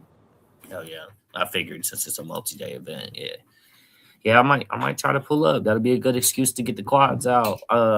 I'm working to get everything running right now. I got like another wheel bearing and some other things we got to get cleared up on the Brute, and then we're about ready. We're almost there, man. I'm trying to get everything in line. Last year, I made the mistake of showing up to the rave without anything to ride, and I was like, yeah. You gotta have something to ride. So I didn't see you at the rave, did I, last year? Nah, not for real. Shit, I didn't know you like that, so I didn't approach you. I kind of seen you around. No, I seen you toward the front, up by the Mercer, where your camper was and shit. I'm not the type person, man. I'm that type of person. Not bad, guys. Bro, I don't like bothering people. You know what I'm saying? If I feel like they're already talking and having their time, I'm gonna go about my way. You know what I mean? We're both in the same lane. We're both in the same scene. I knew our paths were bound to cross at some point. How do you say and spell your name? It was on here. Chop and took it off. Yeah, Rog Wax. ROGWAX. Hold on. Dreadbone dropped a super chat. So my bad, man. Dreadbone dropped a big 20. A big 20. Let me hold some. Let me hose. Man, I need an interview with Dreadbone. I'm gonna hit you up, Marcotte. Help me put that together. I need to bring Dreadbone up. You know, I'm super excited to do any shows, man. I've been blessed this year to have great opportunities. You know what I'm saying? One of the first shows I did this year was with Jesse Howard and Rich and all them during his. It's the Bonfire. What up, Cam? Then I got booked for this Struggle Jennings show at the Blue Note Harrison. That's a great opportunity for me. I feel like that's a great lane for me to be. I mean, I had a song called Angels and Outlaws before I even knew Struggle Jennings' label was Angels and Outlaws. Yeah, let's play some music. We ain't played no music. Like Roger's got some fire, Marcotte. But yeah, I'm down, bro. I'm gonna tap in with you after the live about the mobile home bash for sure. Everybody stay on the lookout for my promo. Check this out right here, guys. We're gonna take a little break. Let these guys get them a little sip of water or something. They've been talking the whole time, and I'm chilling. No, so I apologize. My bad leaving you guys up here to handle it, but I do appreciate it. But hey, country rat shit, y'all know what it is, man. It's your boy Chop Easy, my co-host tonight, Marcotic. And then we got our special guest tonight, Rog Wax. You guys go follow all three of us, subscribe, like the channel, like the live, man. Come on, there's 55 people in my chat. There's 75 total. Y'all hit that like button, bro. Come on, get them to match up. Here we go. I'm going to play a song right now called Angels and Outlaws. This is by Rog Wax. Let's turn it up, country rap shit. Drop some motherfucking fire emojis in the chat. Let's go. Oh, Stone Panda with the I was raised by outlaws, my sister is my angel. I'm navigating life, but feel attacked at every angle. How you learn to trust someone when everyone betray you? Back against the wall, like if you fall, then who the fuck is gonna save you? Whoa. I feel broken and lost, like the demons the only one that wanna talk. Whoa. Sit in my room, drowning in thoughts. I wouldn't wanna put this burden on y'all. I just cleared my head for a minute to bring this message to you. Am I tripping? It doesn't feel like we all set up to lose. Like you've been working for success, but you can't manage to prove that some bullshit come and hit you right out of the blue. Knock you right off of your pivot, no matter which way you spin it. Got a sickness in my gut from all the liquor that's in it. I'm one hell of a father, but I'm one hell of a sinner. Praying I live long enough to see my children for dinner. Oh no, here we go again. Lost another friend, cause a chump with a pistol couldn't win an argument. They been sick of me and I've been sick of them. I'm just sick that he won't get to see his fucking kids again. Do this one for my big sis, I know you looking down. Feel it every time I hop up in the booth or in the crowd. Wish I could fly to heaven, maybe stay there for a while. Roll a doobie up and laugh like we did when I was a child. I was raised by outlaws, my sister is my angel. Navigating life but feel attacked at every angle. How you learn to trust someone when everyone betray you? Back against the wall like if you fall, then who the fuck is gonna save you? Whoa. I feel broken and lost, like the demons the only one that wanna talk. Whoa. Sit in my room, drowning in thoughts. I wouldn't wanna put this burden on y'all. Hey, I'm just sitting in my kitchen as I'm gripping on this 45. Thinking I might click up in this bitch cause I was born to die. Blaming all my demons to the Lord, but it ain't bona fide. Don't know if I'm good or if I'm evil, that shit borderline. They say I'm on my rock, I was born to be an outlaw, baby. Missing all my dits, I'm on this grind going crazy. You know I'ma die, but please don't cry for me, baby. You don't cry for me. And every day that I wake up, I be stressing about my people cause they overdose. Subside my demons while I sleep, they leave me comatose. I know the death around the corner, feel it in my throat. They try to fix me with their love, but I was raised by outlaws. My sister is my angel. Navigating life, feel attacked at every angle. How you learn to trust someone when everyone betray you? Back against the wall, like if you fall, then who the fuck is gonna save you? Outlaws, my sister is my angel. Navigating life, feel attacked at every angle. How you learn to trust someone when everyone betray you? Back against the wall, like if you fall, then who the fuck is gonna save you? I feel broken and lost, like the demons the only one that wanna talk. Whoa, sit in my room, drowning in thoughts. I wouldn't wanna put this burden on y'all. I feel broken and lost, like the demons the only one that wanna talk. Whoa, sit in my room, drowning in thoughts. I wouldn't wanna put this burden on y'all. Hey man, if that one don't put chill bumps on you, son, you don't like good music. That's a fact. Hey, that's some fire right there, Rog, man. Shout out to you, bro. I remember when you sent me that, dog. Like, check this out. What up, Space Dad in the chat? Man, shout out everybody in the chat, man. Bro. But hit that motherfucking like button, dog, please. Yeah, y'all go tap the like button, man. We got some more songs coming y'all's way. As long as everybody stays active and stays with us, man. We're running it up for you. I got shut her down at 8 o'clock. Yeah, that's cool. We got time. We got the rundown tonight. We got time today. Oh, yeah, the rundown.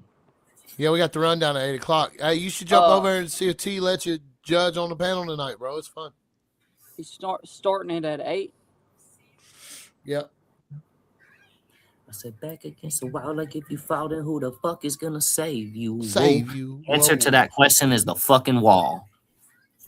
Facts. Save yourself. Facts. Yeah, that's the message behind it. Like, I will say, you know, Rog, again, man, watching your growth has been insane, dude. But it's you've also been that guy that isn't afraid to stand up and speak when shit's, you know, not looking good. If there's some sketchy, questionable shit going on, you're one of the first guys to open your mouth and put it out there like, hey man, I ain't rocking with this shit. This ain't for me right here. So fuck all y'all. Like, and I will say, you know, watching you do that and the music that you put with it most of the time. If somebody comes at you, bro, I will say you be dissing them. I will say you be dissing them. I like doing diss tracks, bro. I keep myself away from drama and doing diss tracks, but I really enjoy them. I find comedy in them. You know what I'm saying? I think they're really fun and they're funny to do. Because 9 times out of 10, man, it's too easy. These people make it too easy, bro. It's always the people who one message or one phone call and I get a fucking laundry list of bullshit, and I'm like, oh man. Boy. And I lost an eye, so I'm real good at investigating. I had to brush up on my skills extra tough. You stupid.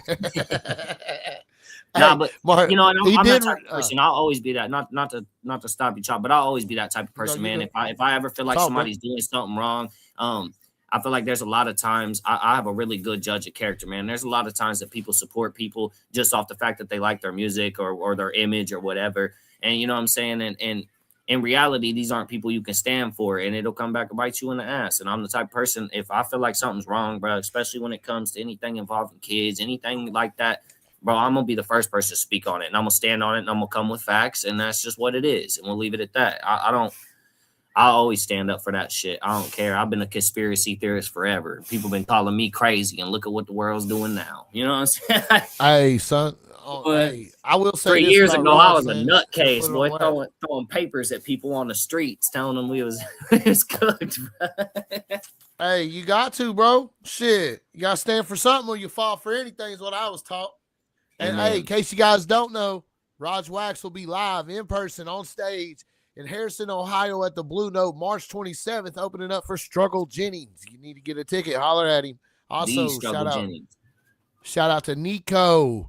Shout out to Cotton. Shout out to Chetamosity. And shout out to my guy, Carl Keaton at Integrated Music Solutions. He's in the chat. Hit him up, man. Get with him. Carl, man, we appreciate everything you do for the genre, bro. Everything you do for music, period, dog. Like, I know you don't hear it enough, brother. Like, you are somebody out here, and I appreciate everything you do, and I appreciate you letting me be part of that show with Country Rap Shit and the media side of it. And getting my friends, man. Like, I love to see my friends on there, too. Like, I about shit and I was like, bro, I know every one of them dudes, bro. You know, like, so it was cool to see that, man. I love to see people around me winning and eating and doing this shit, bro. And it's been awesome to watch and just and even with all the drama that happened over the last year, bro, you navigated through that. You became I gave you a golden ticket on the rundown last year, bro. And that was one of the best decisions I made because, bro, you made it all the way. Like, you went all the way. You know, shout out to Words.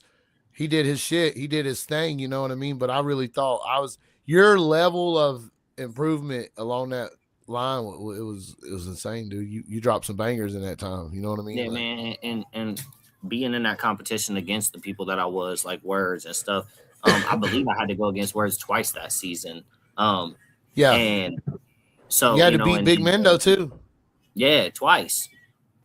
Yeah, like Mendo twice. You know what I'm saying? With some friendly fire shit, and that's happened both seasons around. The first season it was Cartoon I had to go against, and then it was Big Mendo, and that comes with it. But at the end of the day, the rundown brought out something in me that gave, like, the second time I went in it this previous season, it was really everybody was making new songs and coming out with new stuff. So it made me want to do the same thing. And I was getting in the studio, recording new songs. Even that last submission, I have recorded that the day before the rundown or the day of, and had that sent in, and took my own approach on it, man. And that,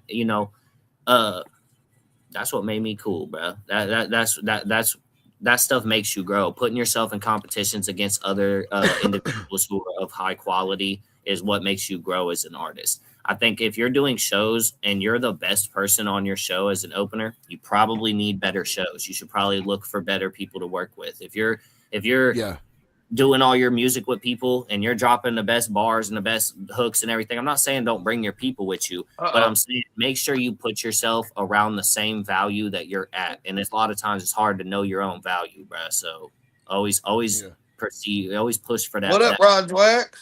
What's up, my dog Larry Del Reed, Mr. Space Dad? You see my comment? Which one?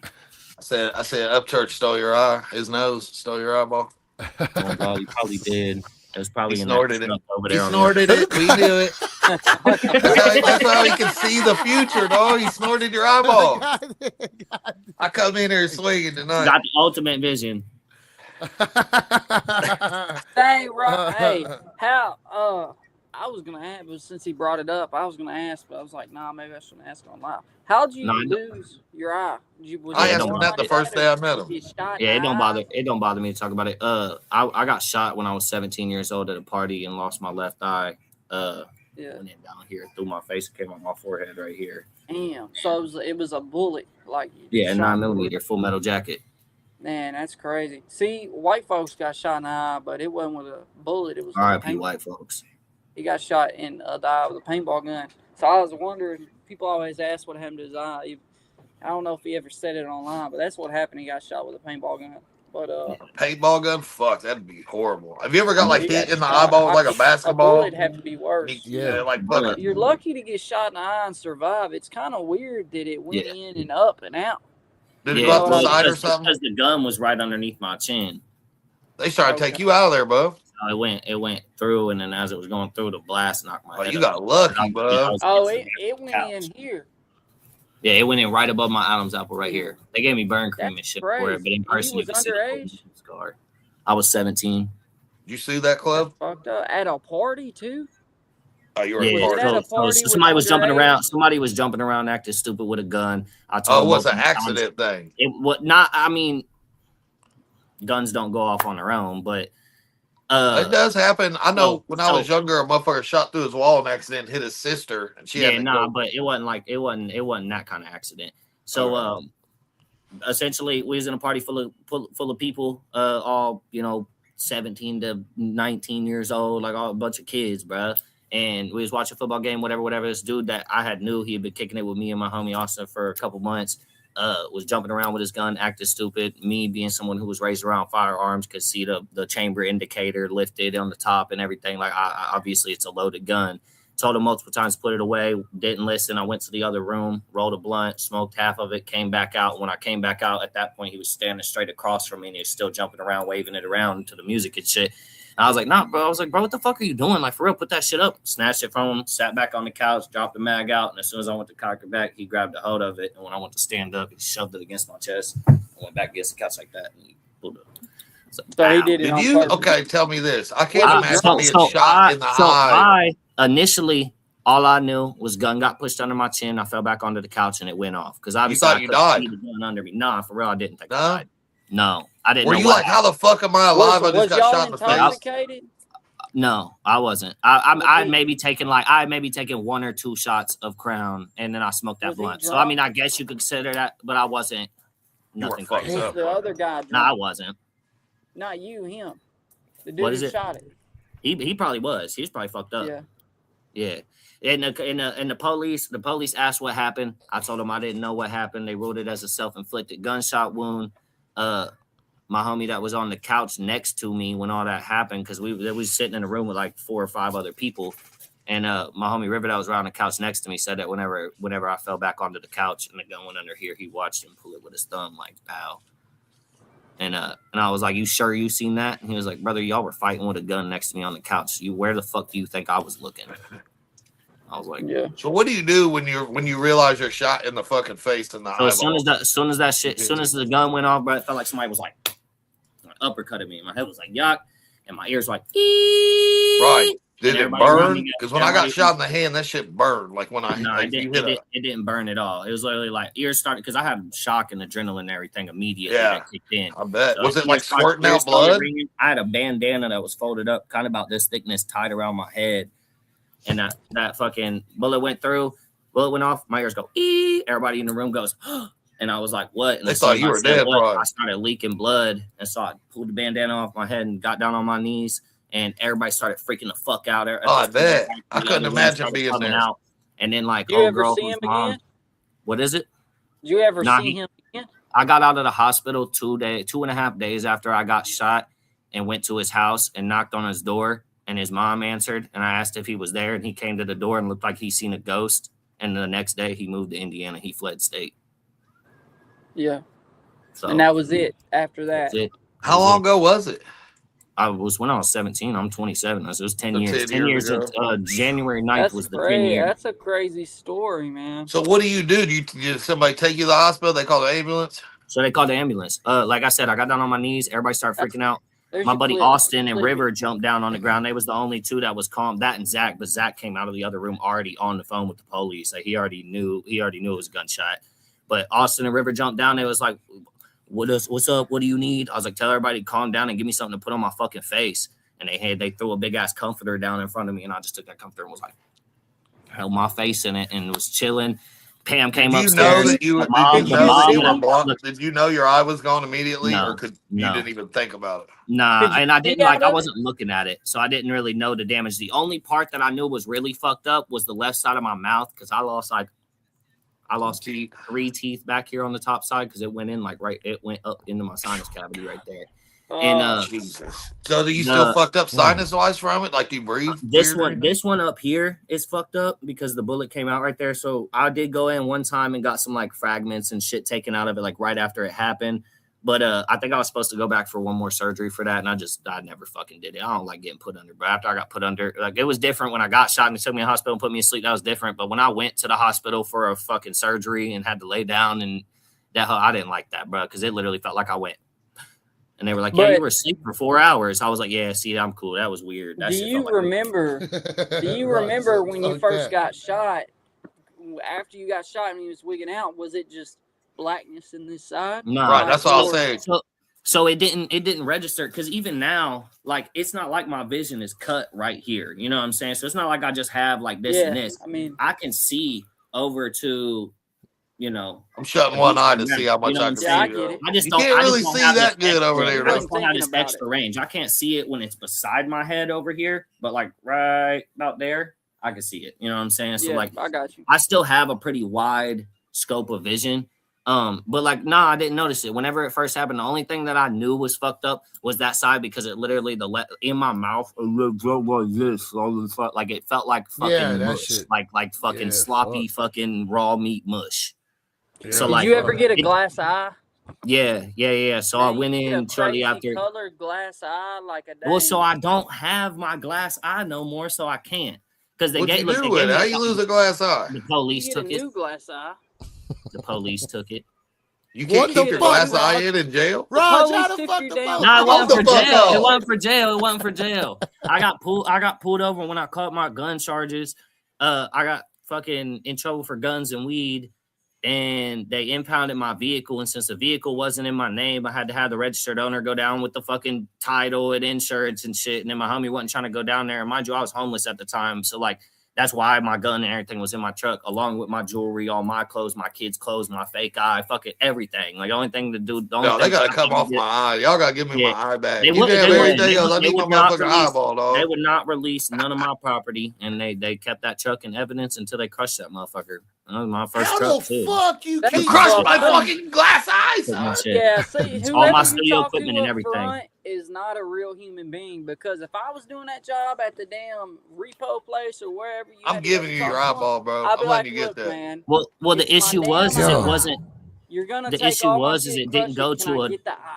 It didn't go to an impound lot, so that was the issue I was having. But I was fighting my case. I was fighting my case with a motion to suppress. So Miami Township as a whole was not fucking with me, and they had that bitch locked in the gates behind Miami. And Chop knows about Miami Township. Like they were not. There wasn't nothing I could do unless. Hey, them boys got on my ass one time. I learned my I got pulled over in a marked patrol car by like a regular ass cop car by a narcotics detective that just happened to be sitting on the side of the road, fucking doing some weird shit. Like, look, you should. I got caught up. I was cooked. You should be able to get another eye. I can go to a doctor. I can schedule a little appointment, go to a doctor and get a size. Do for like I don't like doctors, get a bro. Crazy looking eye. Get you a patch. Get you a badass patch. Every time I've been to the hospital, it's been for somebody dying or me going through a fucking traumatic ass event. So I hate doctors. I hate doctors' offices. Hey, Raj, I stand with you, brother. You don't need no glass eye, bro. You rock the shit. And I rock it like this. You know what I'm saying? I feel like there's also there's so many I was people just getting saying those if you cool had ass a eyes right crazy now. looking one, it'd be cool. You know what I mean? Yeah. Like Get like the colored bullseye eye. thing, like dude on the Punisher. Yeah, something unique to fit his brand. Hey, that would be kind of fire though. I'm with That's what Marco. I'm saying. Not I'd a get a real valid looking eye. circle on Get a mine. crazy looking eye. You know what I Nah, mean? so Yeah, look, I mean, I've definitely thought about getting some cool ass eyes. I'm But gonna at get the you end a of the day, valid eye, dude. think about the genre. You know, there's plenty of rappers I know that have these crazy eyes and different things. But at the end of the day, there's about only one artist that rocks the one eye confidently, and it's Fetty Wap. You know what I'm I was saying? about to say And that. I got and whenever I first got shot, I was the first person to make the joke. I was like, I'm Fetty Wax now. You know what I'm saying? Fetty And like, Wax. so One like, eye I made the Willie. joke out One there eye wax. immediately. Fetty Wax, bro, and I was rapping and everything, and like.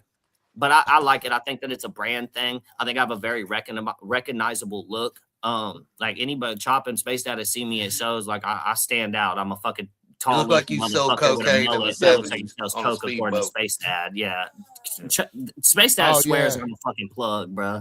Living You're Tom like Love. Ricky Bobby's dad, dude. You're like, all right, I got this You know who- briefcase under your car. You know who it reminds you of? Tom Cruise in the movie where he Jazz, flies keep the the kid's fucking name out, plane, please. dude. Where he flies all the planes.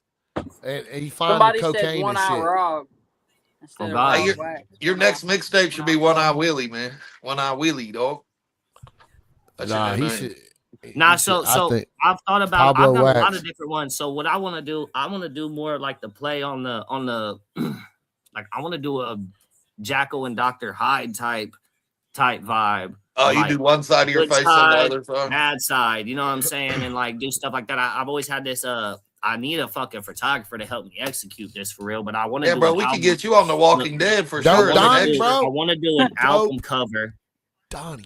I want to do an album Donnie. cover where it's me Dope sitting Donnie. down, and when you're and at this side that's facing like where they're looking is gonna be normal. It's gonna be like me chilling or whatever. But then there's gonna be a mirror sat there, and this side's gonna be doing like some creepy ass fucking grin or something wild, like fucking some cool That's shit, good man. idea. Like I want to do You know, I some cool kind of little, like actually where did it's that the when I- reflections and shit. when I did the double album Southern Trap and Country Rap. I cut my face in half, and one half was country, like nice looking countryside, and the other one was like a broke down green trap house, you know, and they made my eye green in it, but it was two different visions and your face cut in half. You know, I done that I've on a always thought double those were album fire. before. Shoot, Jelly Roll and Lil White did it, but they did it together. You know, Yeah, what that's I a mean? good. I remember that cover. That was a good one. It was like stitched up. That shit was good. For back then, there wasn't no AI back then. That shit was fire. Yeah, that shit was good. But Dope yeah, Donnie yeah. though, Raj. Get with Dope I Donnie. accurately He's the rock man. it. I probably rock the one eye. You know what I'm saying? I probably will eventually get some cool eyes just to have them, but like publicly and at shows and shit, y'all gonna see the one eyed Roger pretty much indefinitely. I like the one eye, bro. I ain't gonna lie. Okay, tell me this: you blow up tomorrow, Well, you they get still rich. know if you had one eye because you You I'm don't fixing buy my a fake teeth. diamond eye. Crazy Would you looking buy a eye. diamond eye if you had like unlimited bread? No, I'm fixing my teeth. Well, you can And do I'm that buying- too. I'm and saying I'm like buying- if you won like the lottery, Amen, 200 brother. million. No. Hey, that's what I'm I'm getting saying. like, I'll buy me a fucking diamond eye. I'm gonna Fuck. buy dirt, Space Dad. Have I you seen want that as dude much with the dirt diamond as I eye? can You guys know what I'm own. talking about? He's a jeweler. Yeah, I do. I know who you're So talking So I know who you're about. he's talking got about, one too. eye too, and one of them's a straight diamond. Like it's like a fake eyeball with a huge diamond in it. It's fire. I've seen the dude with the gold one too. He has a dental gold. It's pretty I'm cool. buying. I'll buy another 4-wheeler. Space Dad, ain't you rich with all the jewelry, bro? Buy me a fucking fake eye. Can we get a spam yeah, in the come chat on. for Space Dad to buy me an eye? That's what I said. Hey, y'all Yeah. send me some cash app to Space That 317. We're gonna start this. Crazy one. We're gonna buy you a Hey, valid buy me eye, an dude. We're gonna eye. put the valid circle on your eyeball. Look, Hey guys, I'm gonna take another break, play a song. I gotta go to the rundown here soon. I probably can stall T for about 10 more minutes. But let me play this song right here. T Far got his From channel Here. back today. Oh yeah, dude. We about to He's start back. the rundown here soon. Dun-dun-dun-dun. All right, guys, chat. Hit that like button, subscribe. Do the YouTube thing. It don't cost you nothing, man. This has been Country Rat Shit. I'm your host, Chop Easy. Shout out to my co-host, Marcotic, tonight. Shout out to my guy, Larry Del Reed, and my special guest, the man of the hour, Mr. Rog Wax. He'll be opening up for Struggle Jennings March 27th in Harrison, Ohio at the Blue Note put on by Integrated Music Solutions. Shout out to Carl Keaton in the chat. This right here is Far From Here. your boy Rog Wax. Let's go, country rap shit. Let's go. Throw some love in the chat. Show us some love. Let's go.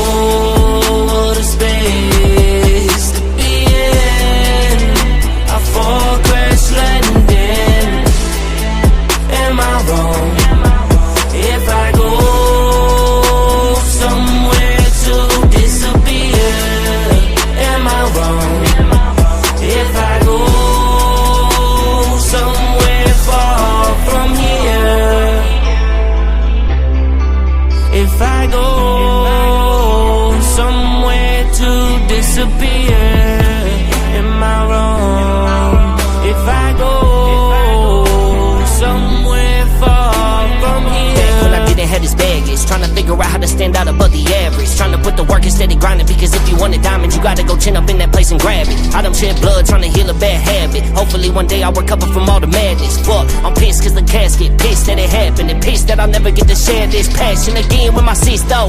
Got me tripping, talking solo with my pistol. Never thought my life would pan out in a shit show, planning for shitloads. My enemies praying my ship slows. I ain't never working for nobody who don't treat me like an equal. Told my kids to always use your voice to speak away the evil. Always sticking to your word and showing love to other people. Bit the truth to the story is the moral isn't always legal. I don't ever wanna sign to this. The cold truth is you signed to a Baphomet. Just so cold, locked back where they boxed you in. And problem is, you ain't even a problem kid. I really need to take a second, teach another lesson to the kids who never had a father around. Cause the truth is the same ones that gas you up probably be the same ones that gon' break you down.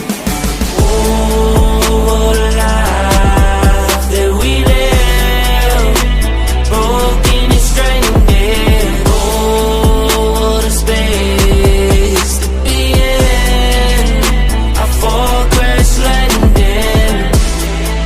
Am I wrong if I go somewhere to disappear? Am I wrong if I go somewhere far from here? If I go somewhere to disappear, am I wrong if I go somewhere far from here? If I go somewhere to disappear, am I wrong if I go somewhere far? Oh, what a life that we live, broken and stranded. Oh, what a space to be in. I fall, crash landing. Am I wrong if I go somewhere to disappear? Am I wrong if I go somewhere far from here? Talk to him. Yeah, I know it was supposed to have a second verse, but I opted for a guitar solo instead because I just like Shit, the that way shit that it go hard. sounded. Nah, JT Shit was go like, it hard. needed a second verse. He's not the first person to say that to me. I chose the people in the rundown told me that last season too. I purposely chose to add the electric guitar there. I had a verse wrote, and I just felt like it lacked a build in the way that I really wanted it to. Did somebody you know play and the I really guitar just on let it? it run, bro. So that's just a banger. That's something I want people to turn on and just let it run. And then that guitar comes in nice. You know what I'm saying? That Is electric that guitar somebody you know, Yeah, I'm or a was it fan just of on the the yeah. long guitar song. fire? D Swove was who did that. Chop might know who that is. He's a producer Yeah. here in Dayton. So Yeah, he's Swove fire. was the one who played the electric guitar at the end there that came in. And I really liked it. I thought it came across good. That's I wanted to do it, but I can't play guitar like that. I get over there and play fucking. I can play air guitar like a motherfucker. Oh Hell God, yeah, I huh? can play air guitar. Yeah, I like the guitar stuff. Hey Lance, thank you, man. I appreciate you. Just tap That tap song's me, fire. man. It's Rog Wax on all platforms. Rog Hey, Wax, Rog man. got that some was the heat, guy. dog. Rog be having the Yeah, heat. I was gonna send my one with SMG in, bro, but it didn't go through, Chop. I'm wondering why Rog ain't sent me a song yet. I don't know. I could try not on Rog's level. Because if we do end up spinning one more, I'd rather it be this one. Just because this is an unreleased and not many people have heard it. I think I've only performed this once. Space Dad, I haven't sent you a song yet because I haven't tapped into my inner white trash Gucci. There you go. We'll get you one. I'll get there. I got something. You know what I'm saying? They'll come. It'll come. Well, that's a good one. What up, everybody? How we doing, chat? Y'all hit that like button, man. 45 likes. Come on, man. Turn that bitch up to 50 for me. Come on. 68 people in the chat. We appreciate you guys. I hope you guys enjoyed this interview tonight.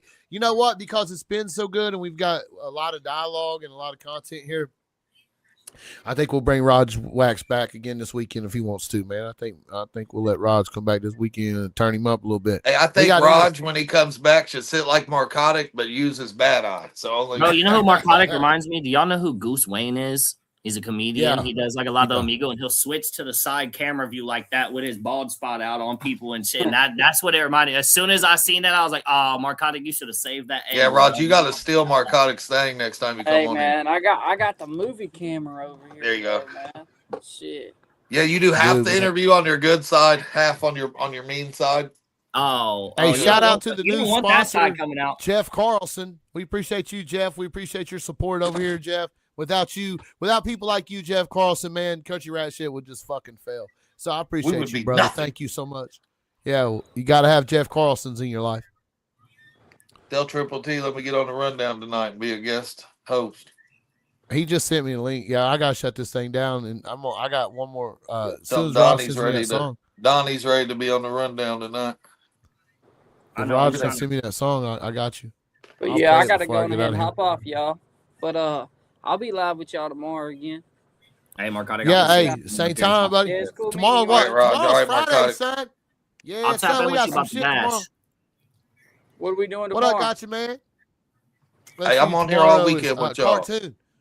We got Cartoon Bond tomorrow, man. That song should have went through, Chop. It's gonna be. You got Cartoon on here. I need on here. I got some questions for you. Cartoon's got some shit to talk about. He said that bullshit.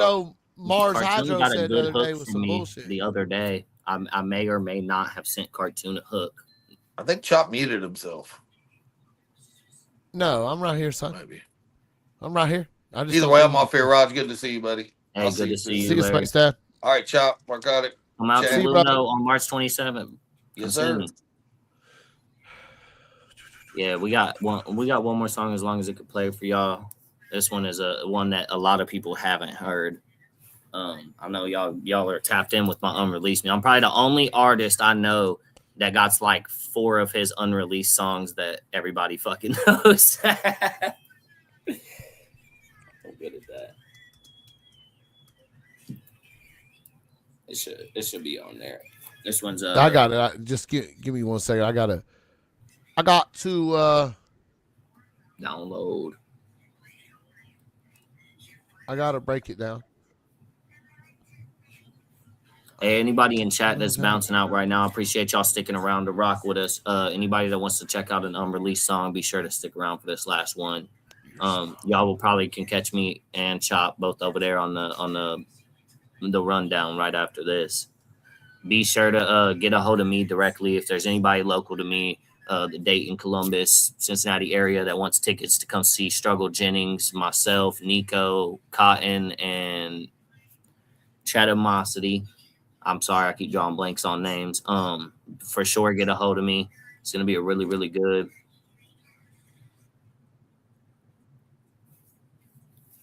Nah, I can't smell what nobody's cooking, dog. The ops don't cook good enough. They don't know how to They don't, dude.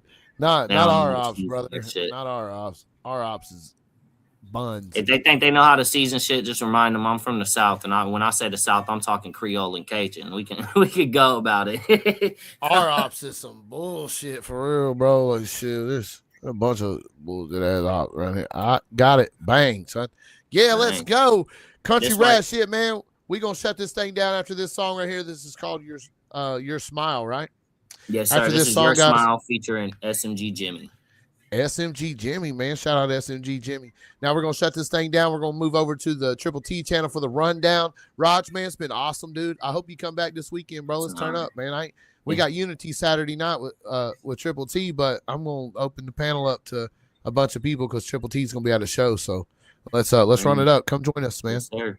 I'll be there. Yeah, come join us. Appreciate you, Raj. All right, guys, let's listen to this song right here. It's called Your Smile. Hit that like button. I'll see you guys over on the rundown, man.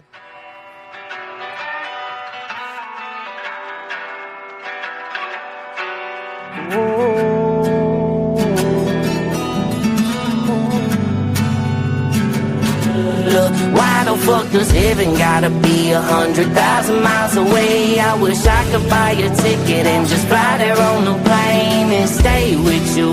Oh, just one more day with you.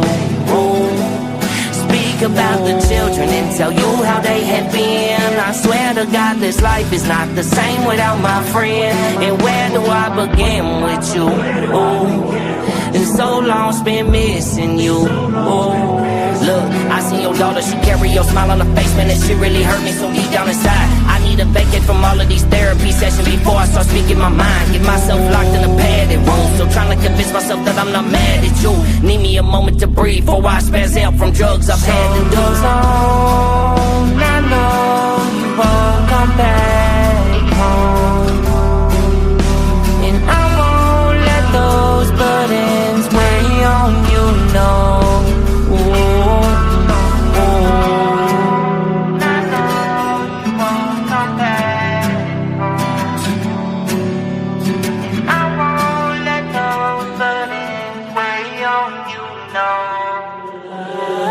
Why the fuck does heaven gotta be 100,000 miles away? I wish I could buy a ticket and just fly there on the plane and stay with you. Oh, and just one more day with you. Oh, speak about the children and tell you how they have been. I swear to God, this life is not the same without my friend. And where do I begin with you? Oh, it's so long spent missing you. Oh, yeah, I got a couple of scars. Truth is, I'd rather not tell you about them. I got a broken heart, but the truth is, I'd rather not tell you about it. I am internally flawed. Truth is, I'd rather not tell you about it. Something is wrong, hold on, I'm about to tell you about it. I'ma get ghost, I tell you something different, but you cannot get close. If you want someone that's different, then you better get gone. You can tell me that I'm making, but it's something that I know. If you want a better me, then you better go make a call. Cause it's just me, just James, sitting in a black Benz, gold chain, chilling with my bad bitch, getting brains, sticking to the code, and you know I can't change. Why the fuck does heaven gotta be 100,000 miles away? I wish I could buy a ticket and just fly there on a plane and stay with you. Oh, and just one more day with you. Oh, speak about the children and tell you how they have been. I swear to God, this life is not the same without my friend. And where do I begin with you? Oh, it's so long spent missing you. Oh,